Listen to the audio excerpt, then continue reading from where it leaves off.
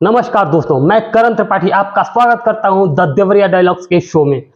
आज हम बात करेंगे दीप पर्व दिवाली की। दीपावली और छठ की हार्दिक शुभकामना देते हुए मैं आप सभी से एक निवेदन करूंगा कि आप स्वदेशी वस्तुओं का इस्तेमाल करें, अधिक से अधिक जितना हो सके स्वदेशी वस्तुओं का इस्तेमाल करें। और हमारी पूरी टीम की तरफ से आपको दीप पर्व दिवाली और छठ की बहुत बहुत शुभकामनाएं। स्वस्थ रहें, मस्त रहें। नमस्कार दोस्तों, मैं करण त्रिपाठी आपका स्वागत करता हूं द देवरिया डायलॉग्स में। आज हम बात करेंगे गोरखपुर विश्वविद्यालय के विषय में, और उस पर बात करने के लिए हमारे साथ मौजूद हैं डॉक्टर दिवाकर प्रसाद तिवारी जी। आपका स्वागत है। कृपया अपना परिचय दे दें दर्शकों को। करण जी, इस कार्यक्रम के लिए पहले तो मैं आपको धन्यवाद दूंगा, और उसके बाद आपने सभी दर्शकों को मैं नमस्कार कर रहा हूँ। शिक्षा और उसमें भी उच्च शिक्षा पर आपने ये कार्यक्रम रखा है। ये बहुत महत्वपूर्ण कार्यक्रम है।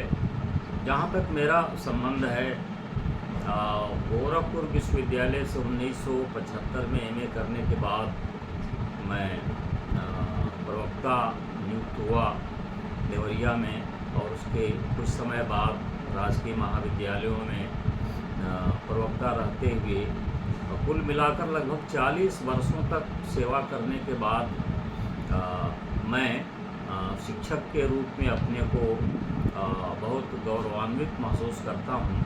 और देवरिया में लगभग 17 साल तक मैंने दीनानाथ पांडे राजकीय महिला पीजी कॉलेज में अध्यापन किया, जिसमें 2 वर्ष वह भी है जिसमें मैंने कार्यवाहक प्राचार्य के रूप में भी कार्य किया, और 2014 में मैं सेवानिवृत्त हुआ।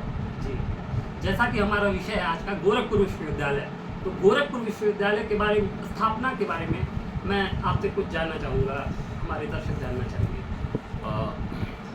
करण जी, गोरखपुर में विश्वविद्यालय की स्थापना उन दिनों बहुत ज़रूरी हो गई थी जी।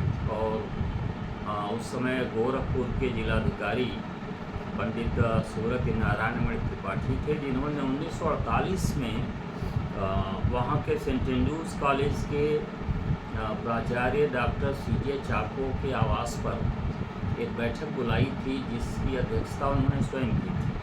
और उसी बैठक में गोरखपुर विश्वविद्यालय की स्थापना की संकल्पना की गई, और उसी समय एक समिति गठित की गई विश्वविद्यालय की स्थापना के लिए, जिसमें डॉक्टर चाको के अलावा महंत दिग्विजय नाथ जी, जो उस समय मंत्री महाराणा प्रताप शिक्षा परिषद के थे, और सुरेंद्र सिंह मजीठिया, मसूदन दास जी, हरिप्रसाद दुबे जी, हनुमान प्रसाद पोद्दार भाई जी बहुत अच्छे बड़े संत रहे, और प्रसिद्ध नारायण मिश्र जी, डॉक्टर हरिप्रसाद शाही, ठाकुर सिंहासन सिंह, और श्री पुरुषोत्तम दास रईस, ये बहुत सारे लोग उस समिति में थे। और उस समय की बस्ती और देवरिया के जिलाधिकारी भी उस समिति में शामिल थे, और इस समिति ने विश्वविद्यालय के लिए उस समय बहुत अच्छे भौगोलिक स्थान पर रेलवे स्टेशन और बस स्टेशन के पास 190 एकड़ भूमि की व्यवस्था की। विश्वविद्यालय की स्थापना के लिए करीब 25 लाख रुपए की आवश्यकता भी थी, जो महाराणा प्रताप शिक्षा परिषद द्वारा दान में दिए गए 2 महाविद्यालय, महाराणा प्रताप महाविद्यालय सह शिक्षा और महिला महाविद्यालय, ये 2 दान में किए गए, जिनका आकलन करीब 17 लाख रुपए किया गया। और उसके बाद सुरेंद्र सिंह मजीठिया जी के चीनी मिल के शीरे की बिक्री से 8 लाख रुपया मिला था। तो इन दोनों को मिलाकर 25 लाख रुपए की व्यवस्था हो गई, और भवन भी बन गया। और 1 मई 1950 को तत्कालीन मुख्यमंत्री गोविंद बल्लभ पंत जी ने विश्वविद्यालय का शिलान्यास किया, और इसके प्रथम कुलपति डॉक्टर भैरवनाथ झा नियुक्त हुए और 1957 से यह विश्वविद्यालय शुरू हो गया। यहाँ पठन पाठन का कार्य होने लगा और 5 संकायों में लगभग 22 विषयों में कक्षाओं की शुरुआत हो गई। और ये महाविद्यालय केवल आवासीय नहीं था, बल्कि ये अनेक महाविद्यालयों को जो 13 जिलों में फैले हुए थे, तो उन सबको संबद्धता प्रदान करने वाला एक बहुत बड़ा विशाल विश्वविद्यालय ये बन गया था। और इसका आकार तब जाकर के इसके क्षेत्रीय विस्तार का आकार तब कम हुआ जब इसे कट करके अवध विश्वविद्यालय फैजाबाद की स्थापना हुई, आपके पूर्वांचल विश्वविद्यालय जौनपुर की स्थापना हुई, और उसके बाद सिद्धार्थ विश्वविद्यालय कपिलवस्तु की स्थापना हुई। फिर इसी विश्वविद्यालय से कट करके जननायक चंद्रशेखर सिंह विश्वविद्यालय बलिया की स्थापना हुई।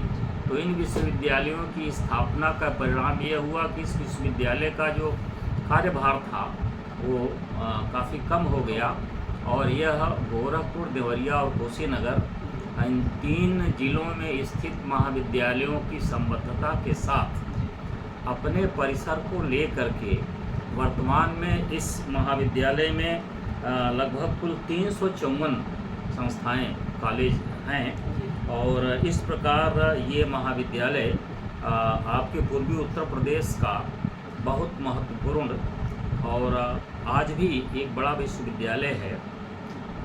इसमें 1997 में विश्वविद्यालय अधिनियम में संशोधन करके पंडित दीनदयाल उपाध्याय जी का नाम जोड़ा गया। और कभी कभी लोग पूछते हैं कि दीनदयाल उपाध्याय जी कौन थे, तो मैं आपको बता दूं, पहली बात तो ये कि इन्होंने बहुत अच्छा बड़ा सिद्धांत दिया जी।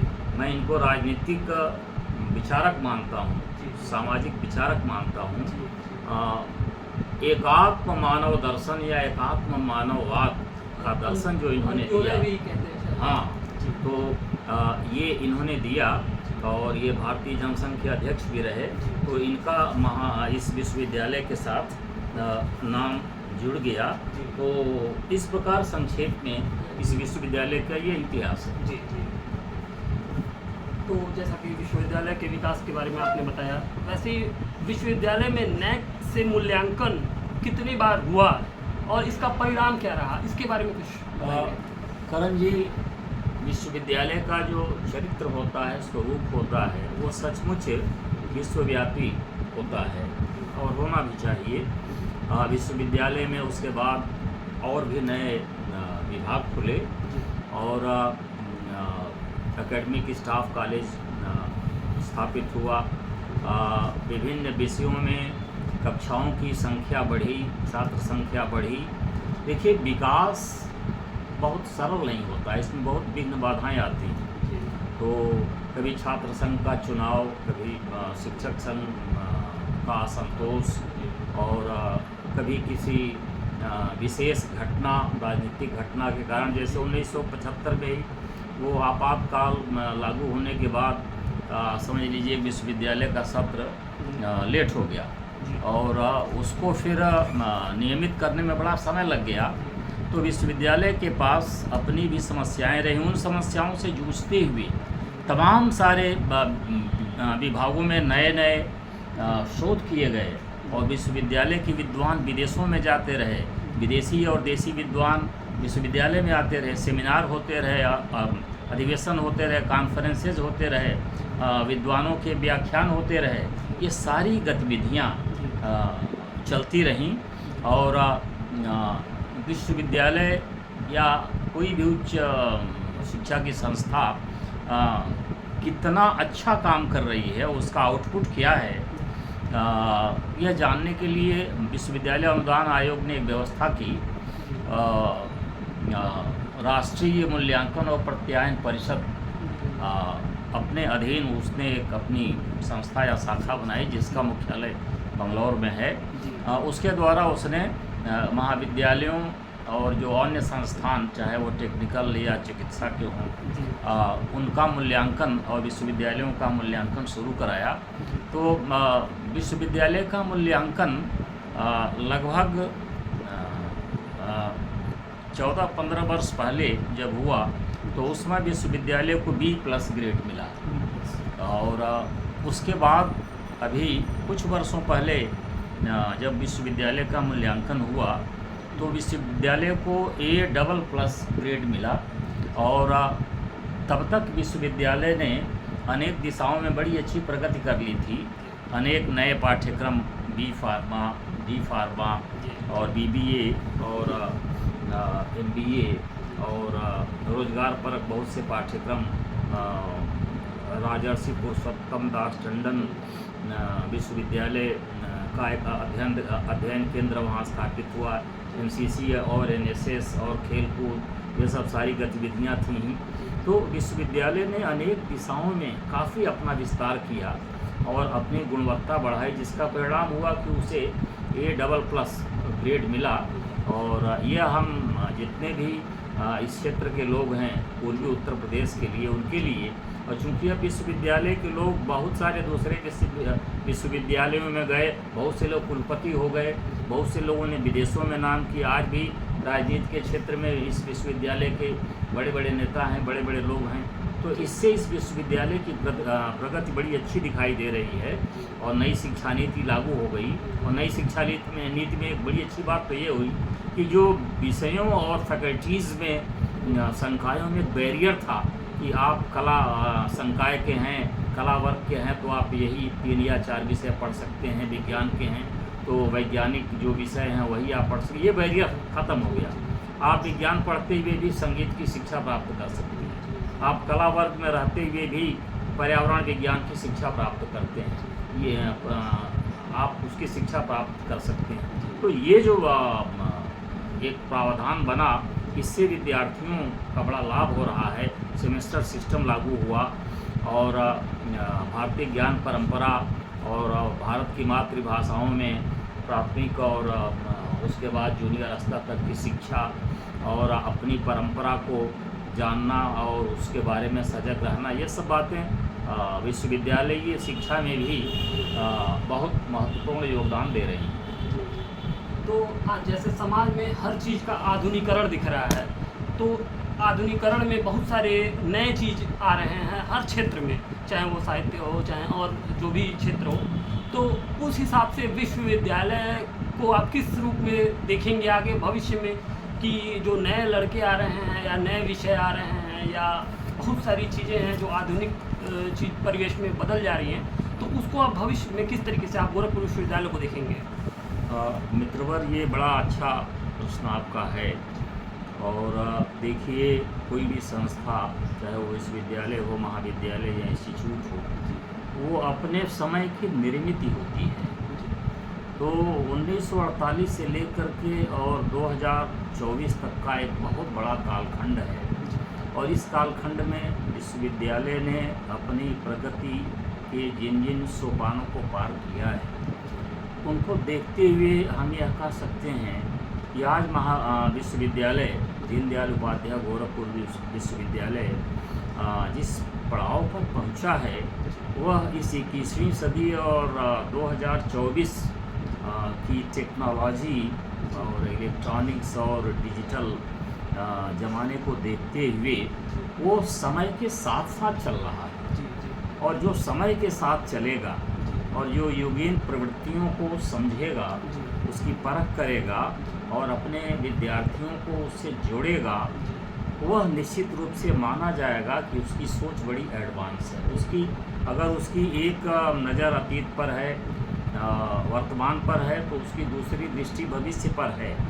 तो विश्वविद्यालय का भविष्य इस मामले में मुझे बड़ा अच्छा दिखाई दे रहा है कि पठन पाठन की व्यवस्था अच्छी है, अनुशासन की स्थिति अच्छी है, नई शिक्षा नीति लागू हो चुकी है, नए नए पाठ्यक्रमों के प्रति विद्यार्थियों में अभिरुचि जगी है। और जितने इसके स्टेक होल्डर्स हैं, हिताधिकारी हैं, जैसे चाहे वो अभिभावक हों, शिक्षक हों, छात्र हों, अध्यापक हों या विश्वविद्यालय प्रशासन से जुड़े हुए कुलपति से लेकर कुल सचिव और परीक्षा नियंत्रक, तमाम सारे इस तरह के पदधारक हों, ये सब लोग मिल कर के एक जो नैब के मूल्यांकन का सबसे अच्छा परिणाम हुआ कि उसने टीम वर्क की संस्कृति विकसित की, और जिसको फॉलो करते हुए, जिसको मानते हुए, जिस पर चलते हुए लोगों ने टीम वर्क के साथ, टीम स्पिरिट के साथ अपनी संस्था को आगे बढ़ाने में अपना